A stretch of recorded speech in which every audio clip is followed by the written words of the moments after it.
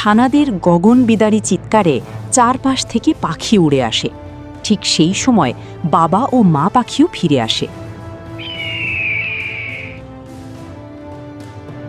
আজ তোকে শেষ করেই ছাড়ব। সব পাখি মিলে বিড়ালকে ঠোকর দিতে শুরু করে।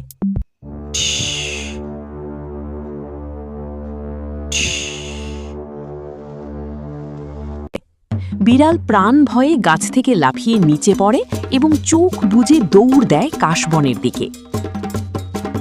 ওরে বাবা রে, আর কোনো দিন এই পাখির পাড়ায় আসবো না। চিলের ছানারা চুপচাপ বসে আছে। তারা আর আগের মতো দুষ্টুমি করছে না। দেখলে তো, বিপদে পড়লে কত ভয়। এখন থেকে আর বেশি চেঁচামেচি করবি না।